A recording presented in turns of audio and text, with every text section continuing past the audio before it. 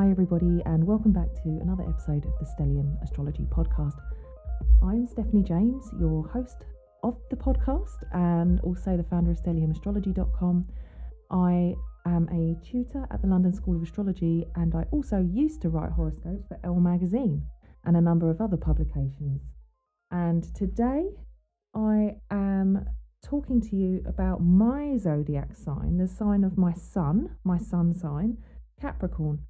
And the problem with me talking about Capricorn is that I could get a little bit distracted because Capricorns, I've had so much stuff going on with them over the past, more intensely over the past probably 2.5 years, nearly 3 years, but actually 3 years, yeah.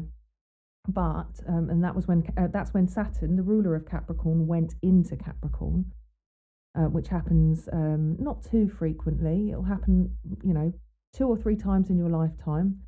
And so it being in Capricorn at this time has been quite challenging for a lot of Capricorns and a lot of the cardinal signs, because if you're a Libra, an Aries, or sorry, Archer's just jumped on my lap, or if you're a Cancerian, you'll be getting Saturn from different angles. But that's a planetary chat. That's not really a zodiac sign chat. But if you are interested in knowing more about that, I will be talking about the planets and all of that coming up in future shows. Now, I wanted to talk to you guys, before I got into Capricorn, I did want to talk to you guys a little bit about, what I can do with this podcast, because at the moment I'm kind of doing it for the love of podcasting. But actually, I really do need to try and make what I'm doing a bit more of an income source for myself, because otherwise I'm not going to have the time to do it. And I really, really love doing it. And I'm struggling to keep up with transcribing the episodes because it takes a lot of time. And alongside everything else I've got going on in my life, it means that I can't do the transcriptions. So I'm trying to create podcast pages. So like a blog post. Oh, there goes Archer. Just jumping up and down on my lap.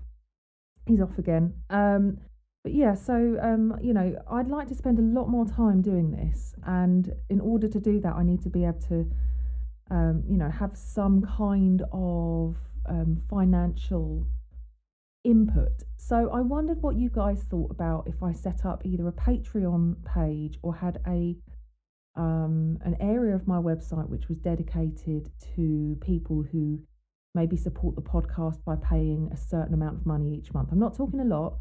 Maybe I could give options, but I would love to know anybody's ideas about what they would like to see as a member of this podcast. My thoughts are that I could give either early access to episodes, or I could do chats about have like a special bonus episode or video section on my website where you can log in and you can hear about the full moons and the new moons of that month, and perhaps like a monthly astrological overview. So those are kind of some ideas that I've had.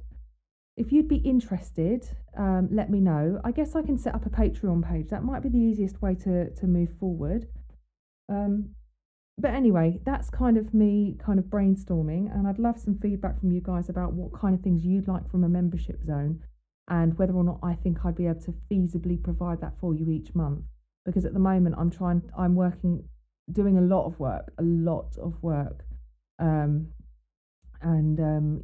have to prioritize the stuff that I have to prioritize my income streams. So, because that's how I survive. So if I could make this a way that helps me get through life, as one of my income streams, then I could put a lot more time and effort into it. And obviously, as you guys know, I've been putting a lot of time and effort into this and loving it and giving you lots and lots of value.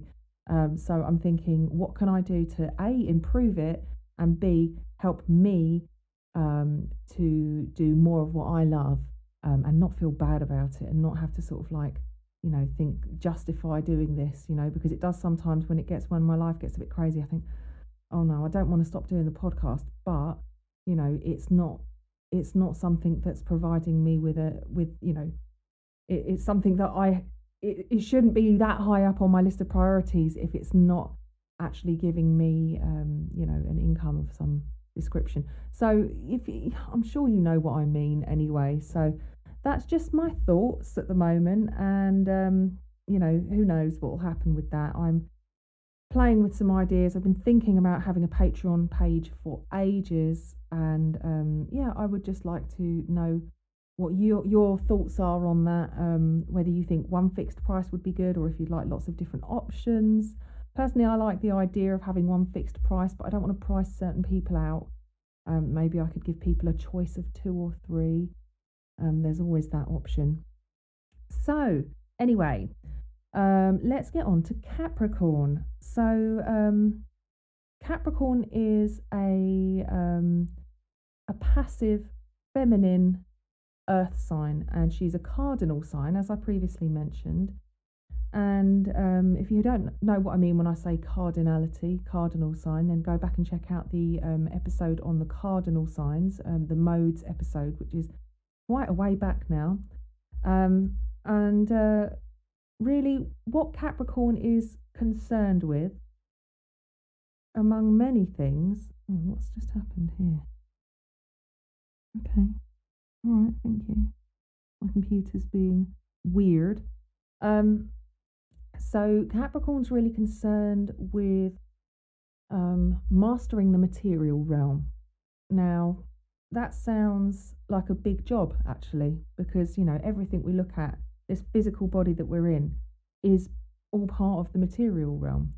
All the earth signs are very concerned with, tangibility and kind of production in some way, producing something, establishing something. But Capricorn is kind of about mastering that realm and making that realm work. When I say making that realm work for them, that's my aim in life, personally, as a Capricorn, is trying to get this world working for me. Not enslaving the world. That's not what I mean. What I mean by that is, being in a comfortable kind of work-life ratio where I can enjoy my life and not be overworked all the time, and be comfortable and happy with my amount of effort that I'm putting out. Because at the moment it feels a bit like it's a bit imbalanced. And, if there's one thing a Capricorn can be prone to, it's burnout.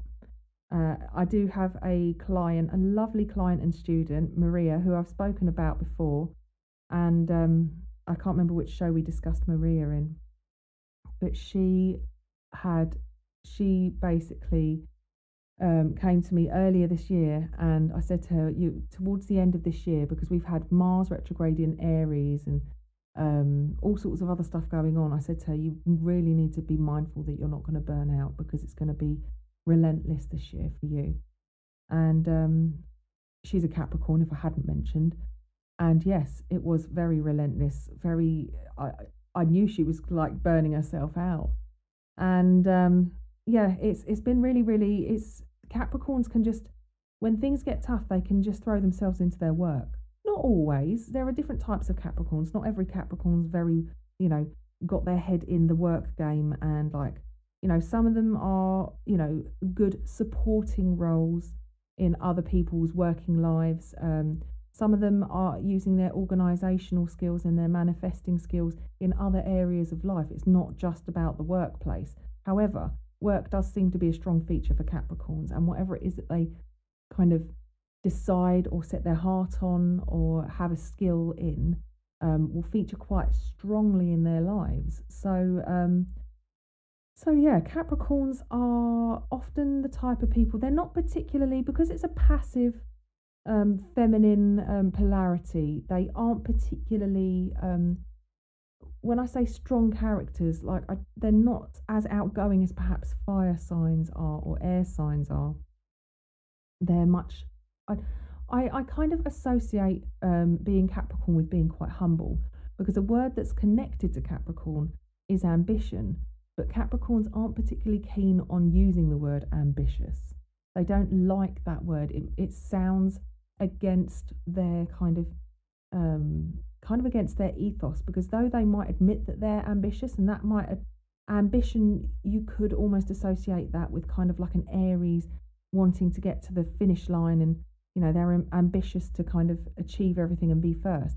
Capricorn isn't concerned about getting there first and fastest. Capricorn is concerned about doing everything that's required to learn every aspect, take the slower, more difficult route, gain the experience, and once they've gained the experience, then get recognized for it. So respect is something that Capricorns strive for. And though they are ambitious, they might have big dreams. They don't usually like to reveal their big dreams, and they don't necessarily like to say, oh, I'm quite ambitious, because it kind of, it's, as my teacher Frank always would say, it's a little bit, ambition is a dirty word to a Capricorn. And I have to agree, as a Capricorn myself, I don't particularly like saying I'm ambitious. Though I guess, it's, Capricorns do have, to an extent, an idea of where they want to be, and aren't shy of how hard, they're not shy of working hard in order to get there. And they'll take every step of the way. They'll take, little responsibilities and learn little aspects. So it's kind of like somebody who starts, like if you think about the civil service in the UK, I'm sure it's the same in the US. You can start off on the very lowest grade and, just get promoted up and promoted up and promoted up. A friend of mine, actually, he is a Cancer sun, a Capricorn moon, and a Virgo ascendant. So his Capricorn moon, this is somebody who's, with the moon, it's like a need. It's a sort of innate drive within them. It's subconscious, and it's just their kind of a way of operating in a way that they're not necessarily in control of, but aware of. So a kind of unconscious or subconscious driving force. And he worked in the civil service when we both worked there together. And I think I initially trained him when he got to my department. And he'd started off as the lowest level, and now he's at a very high, a very senior level of the civil service.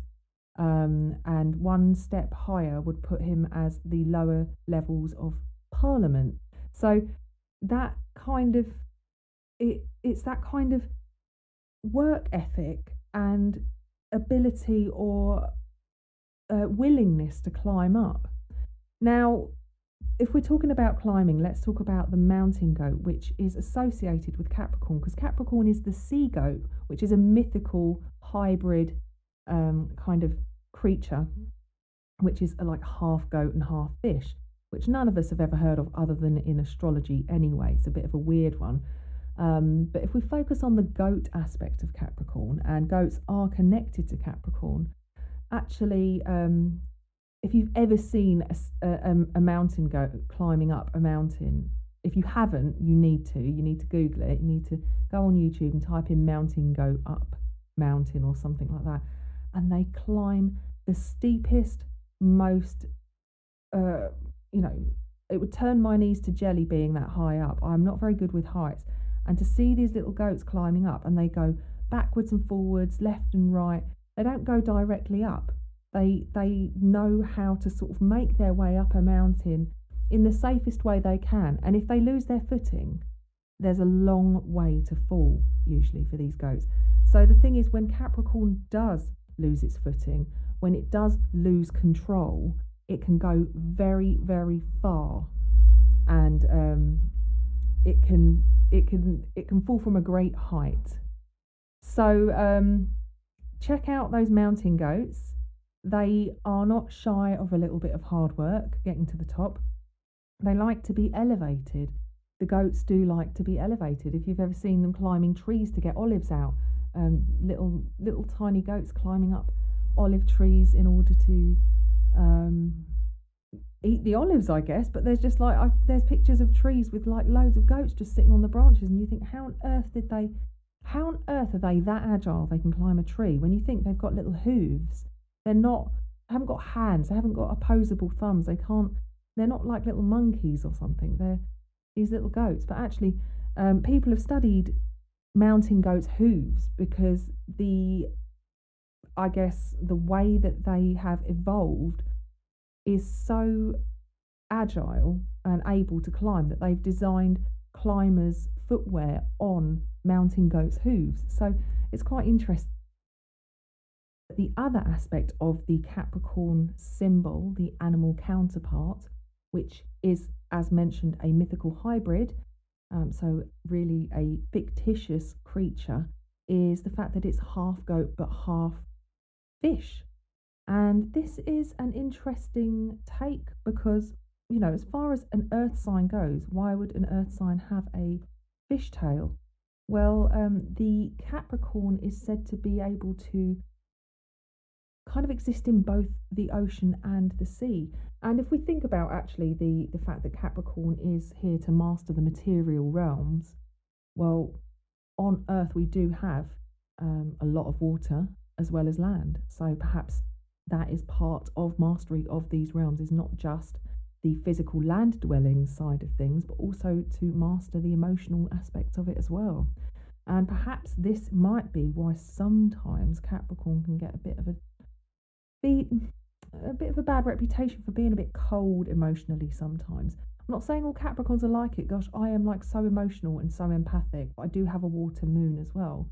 And I know loads of Capricorns that are very caring and gentle and kind, but there is a practicality to Capricorn that is sometimes a little bit too practical. And it's another case of sometimes theory over practice as well, where sometimes a Capricorn might say, well, this is how it will work in theory, this is how it should be, but when it actually comes to practice, maybe the Capricorn hasn't thought about every aspect or hasn't necessarily taken everything into consideration, like people and how people feel sometimes. So not that Capricorn is cold, but I know that there's a lot of people that moan about Capricorns for being that way. Now the glyph for Capricorn, as I said, being a mythical sea goat, it's half animal, half fish. It's half land dwelling, half ocean dwelling. It's the mountain goat. It's hooved and it's a grazer. And myself personally, I do enjoy to have food to crunch on, being a goat. If you've ever seen goats just hanging out together, just chewing away, I am somebody who I think quite enjoys to have stuff to graze on throughout the day. I enjoy a big slap up meal as well in the evening. But grazing is definitely something that I've noticed with Capricorns. They like to chew on things. But yeah, so the actual glyph looks like, there's a couple of glyphs for Capricorn actually. And one of the glyphs is like a V with a little squiggle coming off it that almost you could imagine it looking like a V and an S. And the other glyph it's similar, but it's drawn slightly differently, and it's really hard for me to explain. It's almost like a 7, but as you come down to the bottom of the 7, you flick it round over, so it creates almost like the number 6. So it's like a 6 with a flick going off to the left or behind it, or a 7 with the bottom curling over to look like the number 6. That is a really crass description of the glyphs. And yes, so this practical aspect of Capricorn, Capricorn is ruled by the planet that rules Capricorn is Saturn. It doesn't have a modern ruler, so it doesn't have a it's literally got one ruling planet, which is Saturn. Saturn being the farthest planet visible to the naked eye without a telescope, and probably, well, it's one of the original traditional planets. So Uranus, Neptune and Pluto are, they're modern and have been discovered later on in history. Capricorn has an original traditional planet, and Saturn and Capricorn are very traditional planets and signs. So Capricorn is connected with being traditional, having traditions, conservatism, and maintaining the status quo as opposed to a more progressive attitude. So Capricorn can be a bit stuffy and stoic, and a little bit old school. I've been watching The Crown recently. I don't know if anyone's watched The Crown on Netflix, but it's fantastic. I literally have only just started watching it. I'm on the second, or I think I'm on the third episode. But it's the the woman that's playing Queen Elizabeth, she does a great job of her. She really does a fantastic job of her. Now, Queen Elizabeth, I believe, has a Capricorn ascendant, and she has Saturn on her midheaven. And that kind of gives an indication as and obviously I'll talk about ascendants and midheavens and things like that later on down the line, but in a nutshell, that kind of means that she is somebody who is going to be seen as very responsible, not shy of taking on responsibility, and this is something she'll be known for publicly. And if we look at her, Queen Elizabeth, she has been the head of the royal family for decades, and is, she's been a kind of a solid pillar, a rock for the royal family, while there's been all sorts of controversy going on around her, and she's stayed firm. And regardless of what you think of the royal family, she's a great example of a very strong Capricorn and Saturn kind of flavour in the chart. So that is that's the Queen. Now, like I said, Capricorns are it can be an ambitious sign. They earn the respect often of other people through their hard work and determination and their ability to keep on getting up. And this is a thing, when that mountain goat falls all the way from the top and lands at the bottom and usually bounces around a bit and then gets up, usually unscathed somehow, they get up and they start climbing up again. And it's an incredible thing to think that that is just how the Capricorn operates. They might have to take a bit of recovery time at the bottom of the mountain sometimes. It can be a bit difficult to pick yourself up and dust yourself off when you've had to do it so many times. But that's that cardinality that I was talking about. It's this ability to start fresh and do things again and, just dust yourself off. And a new beginning to a cardinal sign isn't the end of the world. In fact, it's like an exciting new adventure. And with a mountain goat, they might be scaling that same mountain, but they'll do it differently next time. They'll try different ways that they didn't go before. And everything that they do in their life, every aspect that they explore, every avenue that they choose to go down, they will gain experience, like all of us do, will gain experience in different areas of life. But with a Capricorn, it almost is an accumulation of everything that they're going to use in their future. Some people will look at periods of their life and go, what was I doing? Why did I go there? And why did I bother doing that? What a waste of my time. For a Capricorn, they may see things as a waste of time sometimes, but the skills and experience that they gain from every aspect of what they do are things that they can learn from, change or alter their course and where they're headed, and use those skills and experience in the future. I'm not saying that other signs don't do this, because actually, when we look at the whole wheel of the zodiac, all 12 signs of the zodiac are an aspect of our personality individually. We all have a birth chart. We all have every aspect of the zodiac in our personalities. Some areas are more heavily populated than others with planets, and those areas are going to be much more easily accessible than those that aren't as populated. But it does not by any means indicate that you don't have every aspect of that in your chart. So we all have a bit of Capricorn in us somewhere, whether it's in a more hidden aspect of the chart, whether it's much more pronounced and much more obvious and out there. We all have it somewhere in our charts. And I know I'm going to digress now, which I said I really wanted to avoid doing, but Capricorn we've had since 2008, and I've talked about this a few times before. Capricorn has had Pluto ingress back in 2008. Pluto moved into Capricorn, it ingressed, and that's when we had the recession. We had the stock market crash in 2008, and it took a long time to recover from that. In fact, we never got told that we weren't in a recession anymore, but things just felt like they got a bit easier. And then in 2017, we had Saturn go into Capricorn, which is the ruling planet. And Pluto's still in there, by the way. Pluto is still in there. And in between, we've had a Uranus, Pluto square. We've had all sorts of major things going on, which have impacted Capricorns and cardinal signs. and it's been an incredibly, it's almost like being, you know, battling the elements and literally being hit from every angle with things going on. And any Capricorn that's listening to this right now is probably going to be shaking their head in agreement and saying, yeah.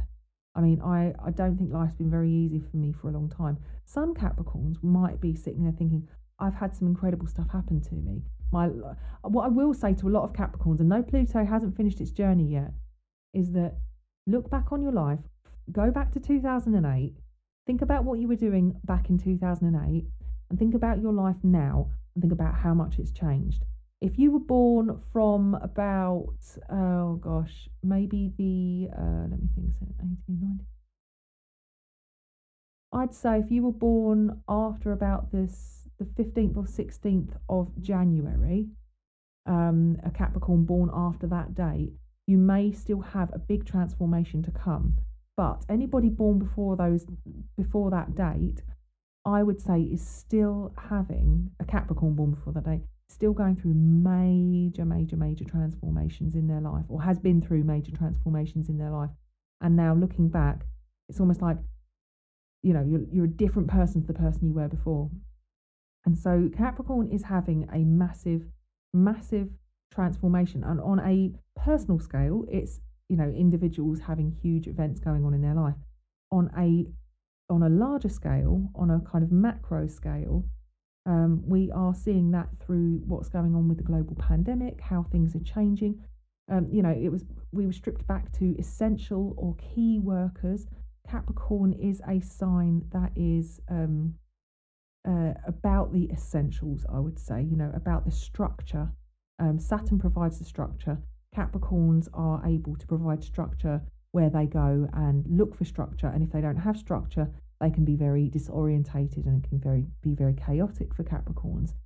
And yeah, over 2020, this has been where Saturn and Pluto came together, but also Jupiter got in the mix as well. Last December, Jupiter came in for a bit of a foray and has been gliding through Capricorn, and fortunately, I think, softening the blow, but sometimes blowing things out of proportion a little bit as far as media is concerned. But also, you know, I think that there have been elements or periods where there has been a touch of good fortune in aspects for some, not all. So 3 planets, a stellium in Capricorn, creating an absolute poop storm.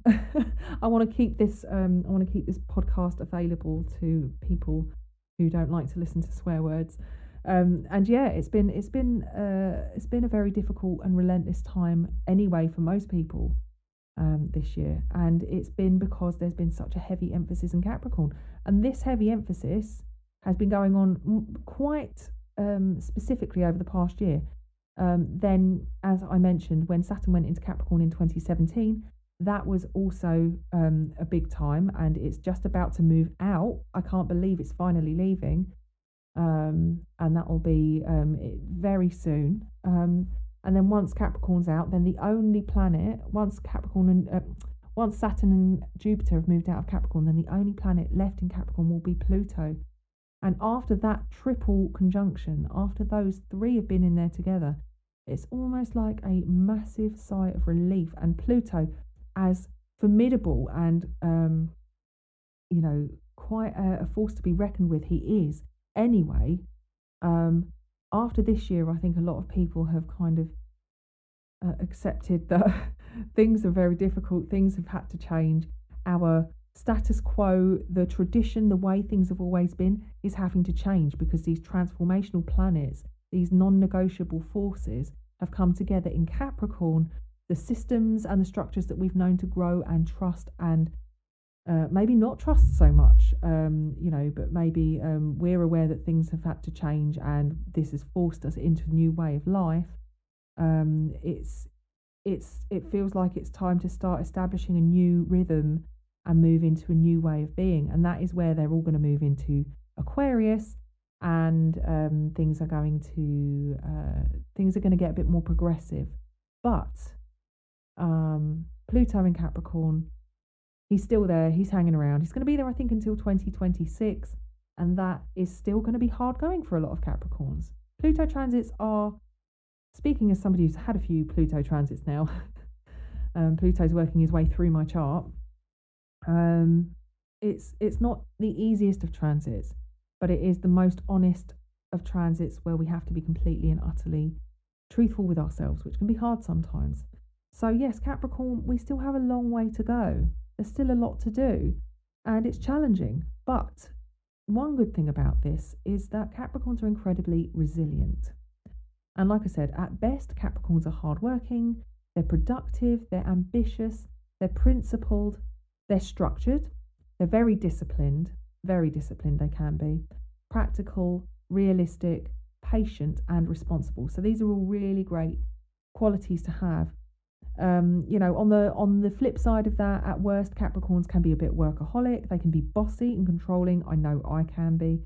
A little bit joyless at times, or a killjoy or a buzzkill. Critical and pessimistic as well, and a bit, just a bit of a job's worth at times. So they can be, really, really great qualities to have, but they can also be on the extreme, or at the worst side of it, they can be a little bit too much, a bit boring, or a little bit soul sapping if you have to hang out with somebody that's a bit of a buzzkill for too long. So yeah, Capricorn, I knew I'd go on a bit of a digression about this. The reason why is just purely because Capricorn has had, of all the signs of the zodiac, I really do think the times that we're alive in right now are the most astrologically interesting for a very long time. Particularly when anything major happens in Earth signs, we're going to see the world around us change. We're going to see the world around us change in some way. But, pardon me.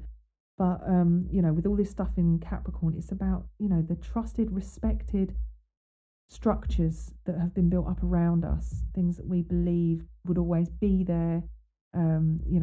Capricorn kind of is associated with daddy, or, what we look up to, what we aspire to, our authority figures in life. So to think of these destroyer planets, knocking things down, this wrecking ball coming in, and literally redefining things for us, redefining our structures, redefining our authority figures. It's a bit, I guess, it's just interesting times to be alive. And if you were born in 1993, or around that year, in the 90s, or the late 80s, you will have also been born in a very interesting time. And I did a big talk about this on the Uranus-Neptune conjunction, which happened in 1993 3 times, and that generation is being totally activated by what's happened this year as well. This was when the internet was created, discovered, was widely available. CGI was being used in films. There's so much that was going on back then, which now, if you think about what we're doing now with technology, and how much we've lent on the internet, and our, while we've had to be isolating or socially distancing, using technology as a crutch for us while we get through this period. It's quite incredible to think how interlaced these periods are. And that Uranus-Neptune conjunction also happened in Capricorn around 18 and 19 degrees of Capricorn, whereas this Jupiter, Saturn and Pluto conjunction happened at about 22 degrees of Capricorn. So it's very closely related, and perhaps we wouldn't, I wonder how different it would have been if we didn't have the technology that we do now. Now, you would not believe the problems I am having. I have been editing this podcast episode, and when I tried to start editing it, I had all these problems, which was really, really annoying. It does happen every now and again. It's to be expected when you're using technology. So part of it came out very robotic, and I couldn't really understand. There's no way I could publish it because it was really offensive to the ears. So I've recorded up until that point, and then I went into subscriber charts and celebrity charts, which I'm going to do again very briefly, but obviously I did record, something the other day, and I was going to go through, edit it, and I had lots going. I had a lot to say, but I've said a lot anyway. I think I've waffled a lot this episode. But anyway, that's fine. So I thought I would just come back in and re-record something very briefly. Now, the chart I have, the subscriber chart I have to talk about, is a Capricorn subscriber of mine, Amanda. Now, I did already talk about your chart previously, which is kind of annoying because I did already say stuff. But let's talk a bit about you as a Capricorn. You've got a Capricorn Sun, Venus and Neptune. So you've got 3 planets in Capricorn, and the Sun has just set in your chart as well. So that means that it's gone below the horizon, putting your Sun and Venus and Neptune in the 6th house. And the 6th house is a house of work and service. So it's an earthy kind of house, but it's not a particularly ambitious house. So you've also got Mercury. Oh, you've also got Mercury in Capricorn as well. Well, Mercury, Neptune in Capricorn. That's somebody who is quite artistic and creative, not necessarily a structured thinker. Neptune's more associated with chaos, and that might be challenging for a Capricorn to have a sense of, to have a dreamy kind of Mercury, like a dreamy, comfortable with chaos kind of Mercury placement, because Mercury is the brain, and we access everything through our brain. So to get to our Sun, we do have to process through Mercury. So the Sun being in Capricorn is what we're growing towards. If you think about a plant growing towards the light, the Sun in the sky, in our sky, is your one in particular is going to be very Capricorn orientated. Now, I did talk about Pluto transits and stuff, and you've already had your Pluto transit, which may have started for you in about 2016. You may have started feeling Pluto's creep onto you around 2016, and your life may have changed in quite big ways around that time. But yes, also having Venus and Neptune together in Capricorn. Venus in Capricorn, I do always think of that as kind of a bit of an Art Deco. I like thinking of like the 1930s and the 1940s kind of thing. I think of like flapper girls and stuff. There's like that really kind of classic, what's it called? The Great Gatsby. That period in time, I do think of as a kind of Venus in Capricorn time. Obviously, in those times, it might not have been considered Venus in Capricorn because Capricorn is quite a traditional sign. So they may have looked at tradition slightly different back in those days. It might have been a very Victorian or, even earlier kind of traditional kind of vibe. But in these modern times, we look back to more traditional ways of looking at femininity and artistry and aesthetics. And you've got Neptune there as well. So having all of this cluster of planets in your 6th house, which, by the way, you also have Uranus, but it's in Sagittarius in your 6th, really indicates that daily routine for you is something that is possibly a little bit difficult for you because you have Uranus there in your 6th house. So you might have all these plans to do things the way that you want to, but Uranus probably throws you a bit of a curveball and makes it a little bit difficult for you to actually really stick to a plan. However, that little rogue Uranus placement, which makes it difficult, bit of a live wire, I suppose, as far as planets are concerned. And Uranus in the 6th house is always quite challenging, I think. I speak as somebody who has that placement and knows how hard it can be, especially if you're a Capricorn and you really want to have a strict timetable to work to. Uranus can really make you throw that out the window. It definitely makes your line of work, what you actually do on a daily basis, you do have to have a bit of variety and freedom, and it may be a bit unconventional. But having your Sun and your Venus and your Neptune and your Mercury there as well, all in Capricorn, there does need to be an element of structure for you. Venus and Neptune is unrealistic, definitely, and mixed up with your Mercury placement as well. It may be that you think really, really big, and to the point that you come up with impossible ideas for yourself that you think are totally achievable, and then when you sit down to actually implement them, you realise that it's going to be weeks of work, and you get a bit disheartened and a little bit fed up that you've kind of created more work for yourself than was absolutely necessary. And I wouldn't be surprised if that is the case, because you also do have a Sagittarius moon in conjunction with Saturn. So Saggy Moon is a thinking big kind of placement. With Saturn there as well, it gives you an extra Capricorn flavour to your lunar placement as well, because it's that Saturnian Capricorn kind of vibe. So that's just looking at your Capricorn stuff. And I know that you're interested in, you've asked me a question because you've said here that you travel a lot in your chart. It's when you've submitted your chart, and I'm not surprised by looking at that Capricorn moon, that Sagittarius moon in the 5th house of, pleasure seeking and enjoyment and passions and hobbies. And you've got Jupiter there in Aquarius, which is freedom loving, and you've got Uranus in Sagittarius, which is freedom loving. So definitely, sometimes, to look at this chart with the Mercury, the Neptune together, this kind of in the workhouse, you could almost say that this is somebody who's very flexible with the work that they do in order to help them to support a lifestyle which enables them to travel more, enables them to have more freedom, being flexible and not really being stiff and kind of committed to doing specific type of work. So one Capricorn might say, this is my career trajectory and I really, really want to go here, and there's no way I'm taking a job that does that because that's like a step down or that's a step in the wrong direction.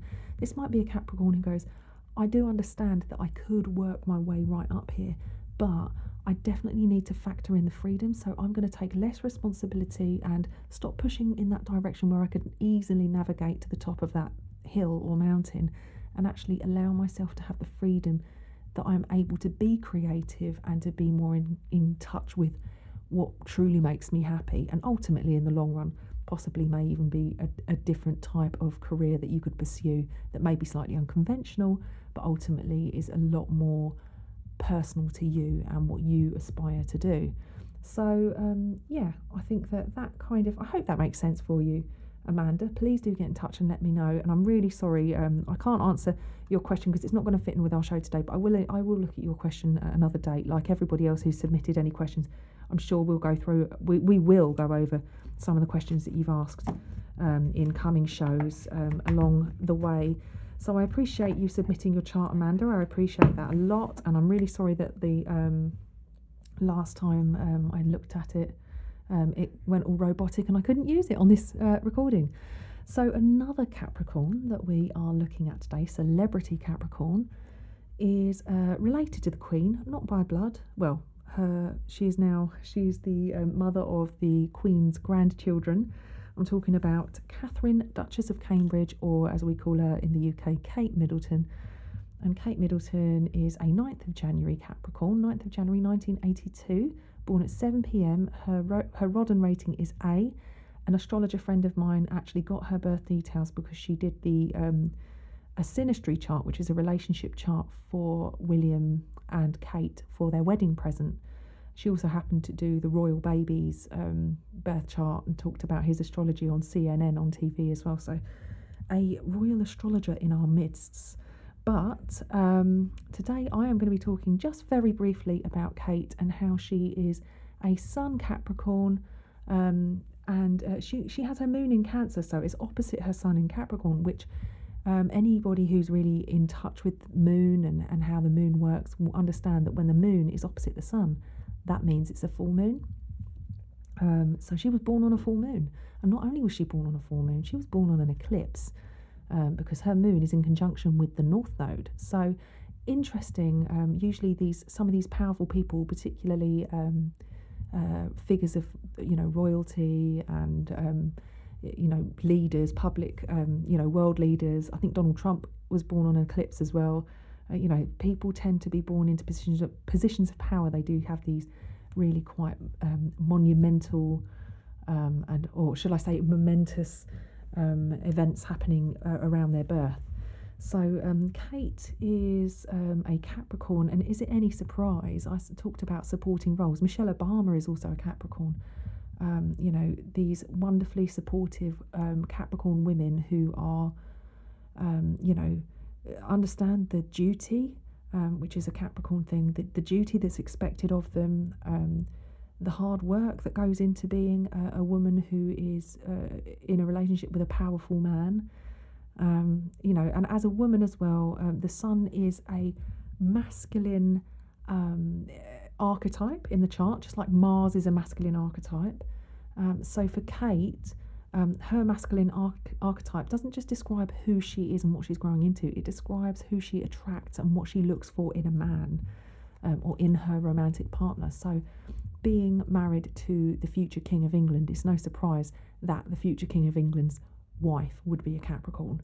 You could imagine he would be as well, but I believe he is Cancerian. So I think he was born on the solstice, actually. I think he's a 21st of June baby, so I think he's a very early Cancerian. And the royal astrology, a lot of the royal family that we have, their birth charts are actually very accurate. The Rodden ratings are very accurate, so it's quite good actually to look at royal charts. But yes, Kate is a supportive, hardworking, respectable lady, really. She's I would say very Capricorn, and you look at her as well, she's got quite good bone structure, she's very attractive, she's very demure, and actually really great with people. I believe before she was with William, she did go out to work and she had a job. I think she work in Jigsaw fashion shop in probably in Kensington or something. I can't really remember now, but I know she had a job, like she went out to work, and she's now married to the future King of England, and has had 3 children with him as well. So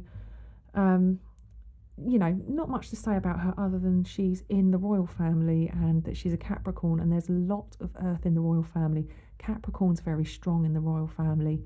Cardinality and fixity. I think Harry's got a Taurus. Is he a Taurus sun or Taurus moon? I think he's got sun, moon, and ascendant all in earth signs. There's a lot of earth in the royal family. But yeah, it's interesting to look at these things, and perhaps we can do like a royal special at some point. I'll write that down. Royal special would be good, wouldn't it?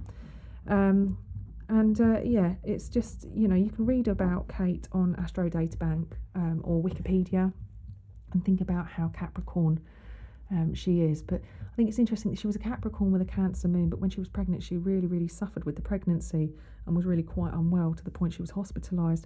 And sometimes for Capricorn, there is a kind of apprenticeship or kind of an initiatory journey that they have to go through in order to get through the other side. It's a bit like what the Saturn return is like. It's kind of a coming of age story where we have to kind of face our demons or, start fresh in some way. So, I don't know how old she was actually when she had the first child. Let's see, it says here, who's the oldest one? 2013 is Prince George. Was he the first one? He was, wasn't he? 2013. That may have been, no, I don't know if it was her Saturn return. I think that might have been just after her Saturn return. But anyway, I digress, and I have digressed a lot in this episode, and as you know, I've had some problems, so I'm back here re-recording this last bit.